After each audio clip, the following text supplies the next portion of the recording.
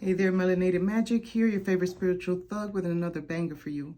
Today I'd like to discuss a little bit about what is Christ consciousness.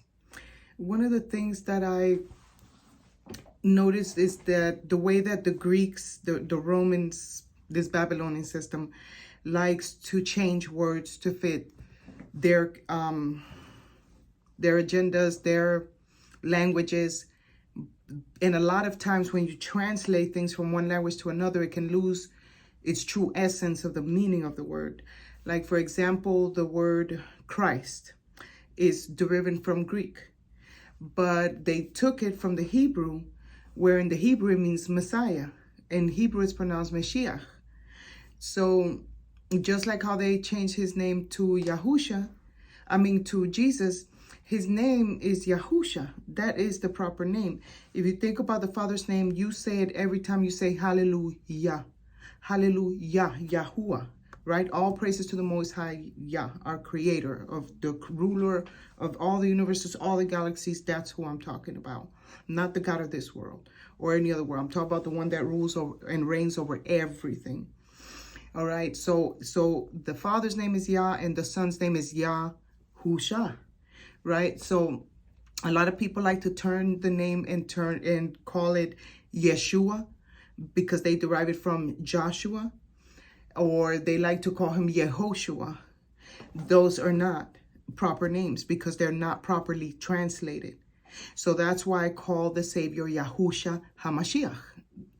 In other words, the anointed one, which is what Christ means. Yes, it means the anointed one, or one that is anointed.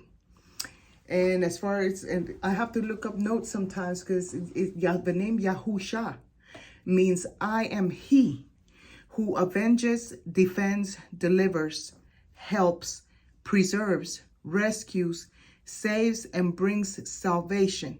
Your Savior who brings you to victory. And then over here, I saw in translation of the Hebrew Bible into ancient Greek, it was used to represent the Hebrew Aramaic name Yeshua. It was used to represent the Hebrew Aramaic name Yeshua, not Yahusha. Two completely different names, but they like to try to make it out. Like, I've seen a lot of videos where a lot of people like to change the name. They first start calling him Yah, but I guess because their YouTube videos are not doing too good and they see that a lot of people are shun that name, then they start calling him God back again, or they start calling him Yeshua to soften the punch of the Yahusha. I love to say Yahusha. That is a powerful name for me. And that name, the name of Yah, the name of the Most High Creator, when I found out that the Creator had a name, that just was a game changer for me. So as I look at the word Christ, it means anointed one, and it's derived from the Septuagint Greek, which is a semantic loan used to translate from the Hebrew, meaning Messiah or Mashiach.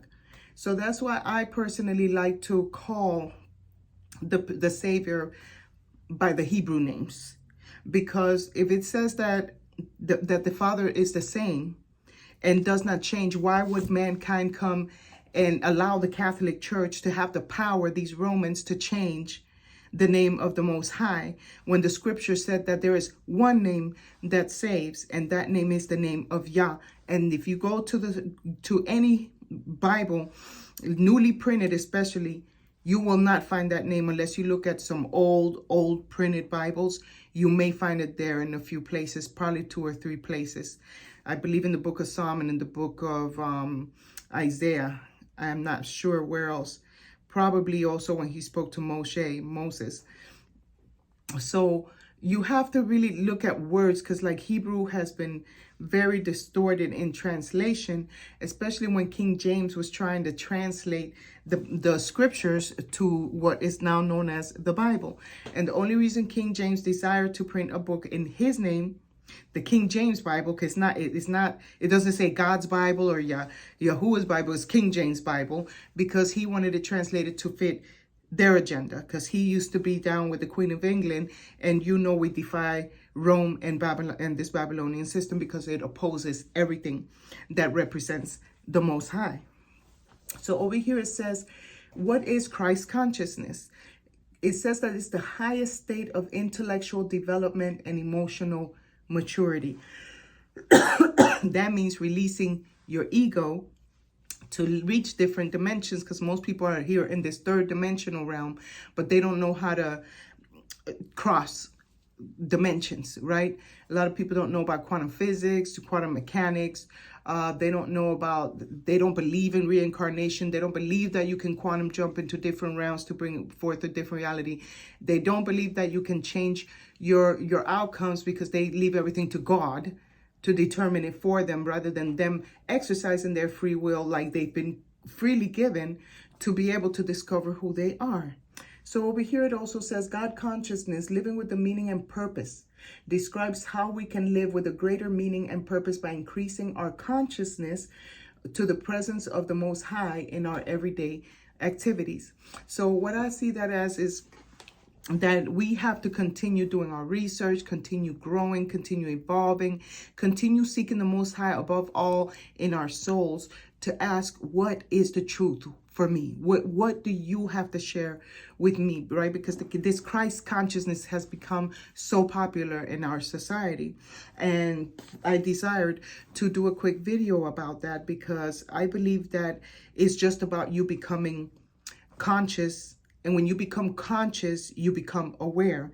And that happens when your eye is open. I don't call it the third eye. If you watched my very first or second video that I recorded when I started my YouTube channel, I spoke about, is your third eye open? You might want to go see that video. It's your eye, right? So the eyes form a pyramid, and that's why they love putting that one eye in the middle of the pyramid that they get from the Egyptians, because they probably the Egyptians probably understood that it was really one eye, because the three make one, right? Because you have your two physical eyes and then you have your spiritual eye, but the three become one, because when you are consciously aware, then you are seeing in the physical and in the spiritual with your eyes and your eye, right? This one right here. So again, you might disagree, and I would love to hear your comments as to what you think about that, because I noticed that a lot of this law of attraction, manifestation, reality transurfing, quantum physics, a lot of this stuff comes already from the Holy Scriptures, but a lot of people have distorted the Scriptures, and now they're turning it into this like, oh my gosh, I discovered manifestation, when it was there all along in the Scriptures, because the magic does not change. It's you who has to change to be able to become in tune with what the Scriptures are saying, so that you could gather what is true and what is not true, and what is true most of all with your relationship with the Most High. So don't let people keep coming and filling your head up with all these terms and this Christ consciousness and manifestation and stuff. Yes, we talk about it. I love the law of manifestation, but again, the law of manifestation, I think, is the seventh law from the universal laws, because I did a video about what are universal laws, and everybody just is into this law of attraction for manifestation. But the law of attraction, again, the first law in the universal laws is the law of divine oneness. So I highly recommend you start there. Go and research what is the law of divine oneness and what are the spiritual laws of the universe, so you could get more familiarized. That's just like with your chakras. Your chakras are in certain center points, and we have several chakras actually, but we focus on the main 7 that align our spine, and each chakra represents a purpose, right? So you either working from your heart chakra, or like now I'm talking, so I'm using my throat chakra. I'm also using my eye chakra. I know I want to say third eye chakra, but I'm using my eye chakra, and that has to do with your pineal gland. And then you have your crown chakra, where, right, you're using your mind, you're using your brain. So each chakra represents something different, and that's what I'm trying to tell you, that it's important for you who desires to grow, to know more about spirituality, not to be spiritually lazy, but to go and do your research, to go putting these pieces together as to what's making sense for you. Again, I keep my videos short and to the point in as much as I'm able to, because I like to make them short to give you enough time to go and research what I'm telling you. You don't have to agree with what I say, because a lot of things that I am going to share are not even in the scriptures, because there are not enough books to write to put it all in one book, because we are eternal and so is the Most High, right? So you put common to sense and understand that you can't possibly learn everything from one book that has been tampered and tainted with by mankind. So you have to go to your inner temple to commune with the above. As above, so below, right? I hope this message resonated with you. Go ahead and click like, hit that subscribe button if you haven't subscribed yet, and the notification bell so you could catch my videos when I post. Go put that in your pipe and smoke it now or later, and meditate on what I'm telling you to see if this resonates with you.